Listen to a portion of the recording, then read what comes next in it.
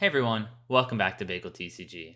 Today we're going to be doing a deck tech on one of my personal favorite decks of the current format, which is Viserai. Specifically, PUMMEL Viserai. I think this list is super sweet. Some of the guys on my team, it's their favorite deck to play. They just play it every armory. It's not an S tier deck. It's not one of the best 3 decks probably, but it's in the top 10. It's pretty good. It's pretty fun, and it beats almost everything except ice. So if you're okay getting frustrated against ice, but you really enjoy a fun deck that has like kind of a straightforward playstyle where you can mix some stuff into it, I really like this deck and I think it's great. And I would love to hop into it and show it to you guys here. So let's look at the loadout. We've got the default loadout with Crown of Providence, Grasp of the Arknight, Gentle Spring Tunic, Spellbound Creepers, and Rosetta Thorn. So pretty good amount of equipment block here. The Spellbound Creepers in this deck are mostly just for the 1 block.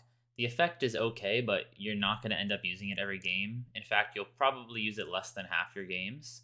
It's mostly here just to have 1 block on your leg piece. There's not a lot of better options. Grasp of the Arknight, very powerful equipment piece that every Rune Blade should be on. And then Crown of Providence and Tunic are the standard generic pieces for those slots. Once again, just to show Viserai's hero ability, it says whenever you play a Rune Blade card, if you have played another non-attack action card this turn, create a Rune Chant token. So very nice ability. Gets you basically +1 damage, because Rune Chants deal 1 arcane damage. Basically +1 damage or +2 damage a turn. Get it, just when you play attacks, you're just getting extra damage there. And this deck is based around the powerful 3-card combination of Mauve, Shrill, Rosetta. So what that means is Mauve and Skies here, we're playing all 9 copies. It says the next Rune Blade attack action card you play this turn has Go Again. And if this hits, create 3 Rune Chant tokens. The yellow creates 2 Rune Chant tokens, and the blue creates 1 Rune Chant token. You're going to play that with the other 9 copies of Shrill we have here. This is a 2-cost card, and it says if you have played or created an aura this turn, Shrill of Skullform gets +3 power. So the way this combination works is you pitch a blue card. Well, you're going to play a Mauve Skies first for 0. Then you're going to pitch a blue card to play Shrill. It's a Rune Blade card, and you've played a non-attack action this turn, so you're going to trigger your hero ability and create a Rune Chant. Because that counts as making an aura, you'll get the +3 on Shrill, and it'll attack for 7, in the case of the red, 6 on the blue, or 5 on the, 6 on the yellow, or 5 on the blue. And if it hits, it'll get the on-hit of Mauve Skies, which will make either 3, 2, or 1 Rune Chant tokens. Also, because you pitched a blue card, you'll have 1 floating, and you can attack with Rosetta Thorn.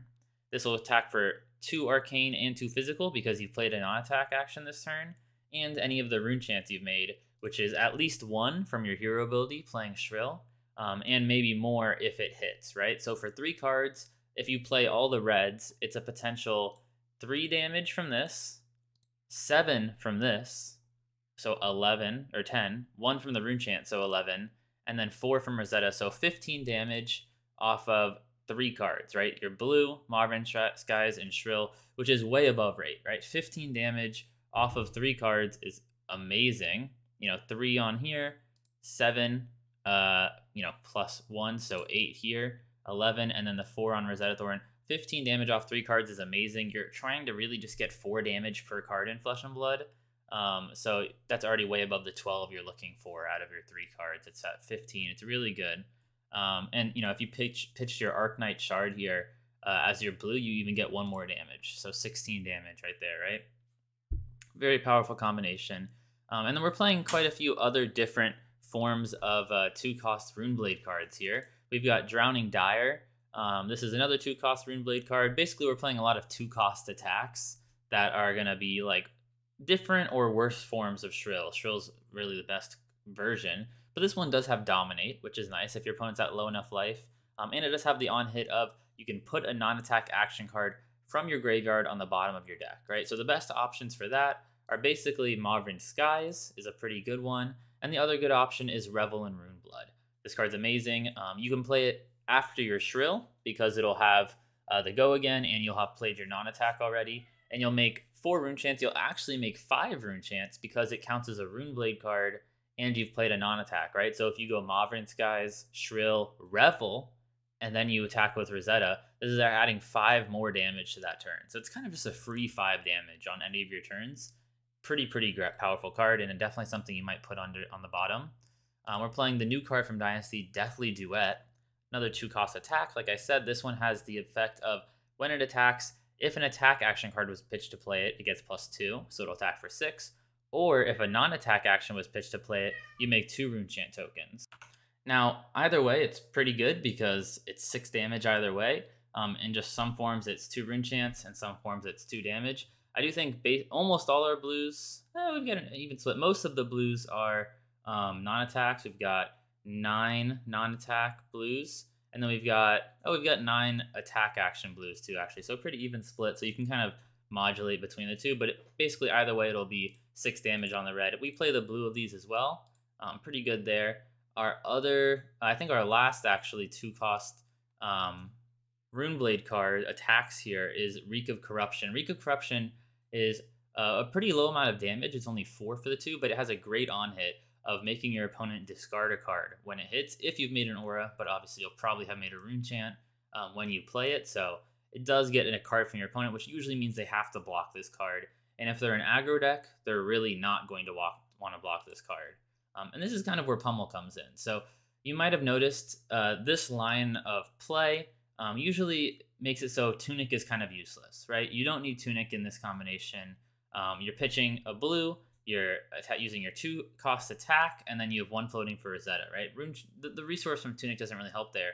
But if you have a Pummel, you can use that resource from Tunic, and instead of using Rosetta, you can play Pummel, right? And that does 2 things. It does the same amount of damage as Rosetta, but it makes it so your opponent discards a card, and it makes the attack hit, right? So it'll also trigger Mavryn Skies, and any on-hit it has, like a discard from Reek. So very powerful combination, and one of the few ways to really utilize your Tunic resources. The only other way really in this deck to utilize it out of everything here is just to play a second 2-cost attack, which usually isn't that efficient. You'd probably better off blocking with it or arsenaling it. Or you can use it if you draw one of your yellows and you don't have a blue that hand, right? But those are kind of the only 2 other good ways to use your Tunic resource. You could use it for creepers, but creepers you're not going to use that often. It doesn't come up. So it's kind of best use in this deck is actually with Pummel to guarantee on-hits. Triggering yellow or red Mavryn Skies is pretty good. And we have a lot of great 2-cost attack with on-hits, right? Command and Conquer we're playing in this deck as another 2-cost attack. Amazing combination with Pummel, obviously. Pitching the blue is what a lot of Guardians do. Pitch a blue, Command and Conquer, Tunic resource, Pummel. Make your opponent discard a card and lose their arsenal. So a great play there. And then we're playing a few other non-attacks to actually give stuff like this Command and Conquer go again. We're playing Captain's Call Red, which can give your next attack action with cost 2 or less go again, or +2. We're choosing the go again a lot, but the +2 is not bad. This is kind of a worse Mavryn Skies, but sometimes you need it. I mean, you only have 9 Mavryn Skies in the deck, and so sometimes you need to use this. It doesn't have the on-hit, but it does give the go again, which is pretty good. And then same with Lead the Charge. This gives your next action card with cost 2 or more. You get an action point when you play it. So basically go again. And these work with Command and Conquer to give it go again. You can do the same kind of Rosetta line there with a blue, one of these non-attacks and Command and Conquer. And they do still work with your Shrills and your other attacks here too. They just are missing the Rune Chant on hit of Mavryn Skies. And then the rest of the cards in the deck are kind of just there to supplement this game plan. A lot of 0-cost cards that you can throw in that don't disrupt your 2-cost Rosetta line with a blue. So we've got Swarming Gloomveil. This lets us throw in basically a free 3 or 4 damage with go again. We've got the E-Strikes. This is some free damage there. And if you draw a hand that's like all reds with an E-Strike, you can block with 2 of them, something like that. Use an E-Strike and bottom a card to attack for 7, which is still pretty good. We've looked at Revel and Runeblood here. This is another great 0-cost card. And then we've just got some blues, mostly to block for 3. Once again, we're only using 3 cards a lot of the time, so we play a lot of 3 blocks because we're going to be blocking for 3 a lot of the time with the last card. We do play these 2 Pursuit of Knowledge. It's a blue, and it has a pretty nice on-hit of giving you an extra intellect. Hits for 4, so it's another one of those powerful 2-cost attacks that we can use with Captain's Call or Lead the Charge. Become the Arknight lets us grab basically any card we want, and it's a blue 3 block, which is nice. Arknight Charge is amazing in this deck because we need a blue every turn basically, and this gives us a free damage when we pitch it, so you get just 1 extra damage that turn for free. And then we've got some other blues like our Deathly Duet, Shrill, and Modern Skies that we want anyways. So that's the main 60 and kind of the main strategy. In the sideboard, we've got a few different things. We've got Arcane Barrier 1 here on our headpiece. That's nice for any of the matchups where we want that Arcane Barrier. Basically just the Wizards and maybe the Mirror match. Against Briar, it's not really worth it, so probably just the 2 Wizards and possibly the Mirror match as well. And then the rest of the deck, we've got 1 Oasis Respite. This is basically just for Kano. That's the only matchup I would play it in. Erase Face is for any of the decks that you think it'll be good against, like Dash, for example, Fi. It's a 2-cost attack, so it's good with the stuff like Captain's Call Red and Lead the Charge that we've got in here. Runic Reclamation is against any deck that you think has a powerful aura you want to hit, so Briar with Channel Mount Heroic, the Ice decks with Channel Lake Frigid, stuff like that where you want to be able to hit one of their auras. It still attacks for a good amount, and this you can use your Tunic resource to still get your Rosetta in after, so a pretty nice combination there. We've got Sink Blows as our defense reactions against decks where those are helpful, like Guardian, Dorinthia, Ranger, stuff like that. This 1 Spellblade Assault is actually for the Dromai matchup. That matchup, one of the powerful things we can do is use Modern Skies, use an attack that attacks into a dragon. So, you can hit a dragon that has 4 health with this.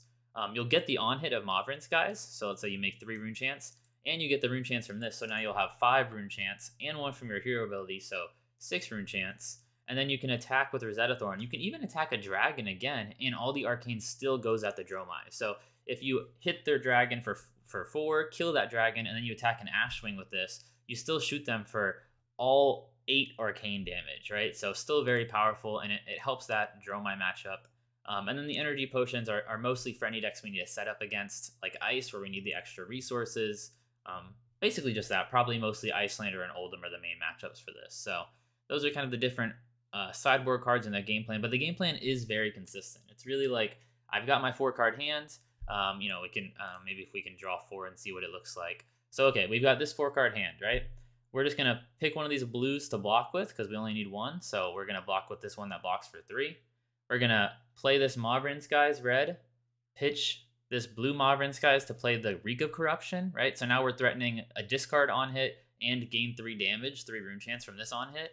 And we'll have Maid Rune Chant from our hero ability. And then we'll Rosetta for 5 damage here, right? 2/2 in the Rune Chant. That'll be our turn. It's a pretty solid 4-card hand. We threatened the potential. I mean, this is likely not going to hit, but we're taking 1 card plus equipment, or maybe 2 cards with this Reek of Corruption, and we're still attacking for the 4 damage with the Rosetta after, plus the Rune Chant. So pretty powerful combination. Wonder if we can keep it going here. This hand is a little more awkward because we didn't hit one of our blues. We are playing 21 blues, so we should hit one every hand. But this is pretty nice. If this was a blue, this could have been a cool Pummel hand with Captain's Call, Reek of Corruption, Tunic, and Pummel. As is, you'd probably want to either just block with both of these cards or 3 cards in Arsenal of the Pummel, or you could possibly even just block with the Pummel or Arsenal it, and you can go Captain's Call, pitch, and play this. It's a bit of an awkward hand, and you'd like a blue most of the time. Just trying to find more standard hands. This is another standard hand. You can block with the Become the Arknight, play Mauvrin Skies, play Shrill, pitching a blue, Rosetta after. Here's a hand where we can do the same thing once again. We can play Lead the Charge, pitch a blue to play Drowning Dire. But if our opponent makes us block a lot, and we could block with just as E-Strike, but we could also, block with 2 of these cards, the 3 blocks, and then play E-Strike just for 7. That's another combination of stuff we can do there. Another hand where we're just gonna play a Mauvrin Skies, play Deathly Duet, pitching this blue. Then we can either block with the Storming for 3 or play it for 3 with Go Again. Actually, I think it would be for 4 Go Again, yeah, because it'd make a Rune Chant when you play it. And then you get a Rosetta after. This hand you would have preferred a blue, but hopefully you can use Tunic to smooth this one out and just go Mauvrin, pitch Mauvrin, Shrill. Either way, it's still, you gotta like to have the Rosetta here, but if you don't have it, it's not the end of the world. This is an awkward all non-attack hand. This hand you're probably actually just gonna go like Arsenal Revel, block with Captain's Call, or play it for +2 damage, and you're just gonna play Command and Conquer. That's actually a fine thing to just do here. this hand is not going to work out as well. And you can get some awkward hands with this deck, obviously, but you got some powerful stuff you can do this hand. You're probably just going to E-strike it out. But I think one thing you're going to learn about Rune Blades is sometimes you'll want to arsenal cards like the Mauvrin guys to even it out, right? Because if you see these hands, some of these are really clunky because you don't have any of your go again Mauvrin guys. So if you get a hand like this one, here's a great example. This hand has double Mauvrin guys. You only need one of these. You can go yellow Mauvrin, play the Deathly Duet, pitch the blue, and then Rosetta. So you'll have this extra Mauvrins, right? The best option is just to arsenal it, because then if you draw your next hand and you didn't have this Mauvrin guys, you had a different one. It's crazy that I drew all three yellows right next to each other. But if you didn't have this yellow one, it was just any other card, you would want a card to get that go again, right? So eventually you're going to draw an awkward hand like this one that actually still has the Captain's Call. These hands have been pretty good these last like 6 hands in a row. Wow, all of these work basically. Huh. Okay, like here's an awkward one. This one doesn't have it. You could have that arsenal of the Mauvrin guys to let this one go off still by, you know, pitching one of these blues, playing the other one, or playing Reek, and then still getting your Rosetta. But it's good to arsenal stuff like that for hands that don't work out in the same way. But you can see, I mean, there's some awkward hands that you're going to run into, but a lot of these hands are pretty consistent, and we'll do the same thing over and over. You see, here's a very awkward hand, but you actually can fix this hand with the Become the Arc-Knight, and it gets a lot better still. So not the end of the world, but the deck's really fun. A lot of people don't expect the Pummel out of Viserai. It's very consistent. It can do a lot of damage on just 3 cards, so it's actually pretty good into aggro matchups. I'd say you have at least a 50-50 shot into any of the aggro matchups. Probably a 50-50 shot or better into any deck except the ice decks. It is going to have trouble into Fatigue Oldhim and a little bit of trouble into the Icelander as well.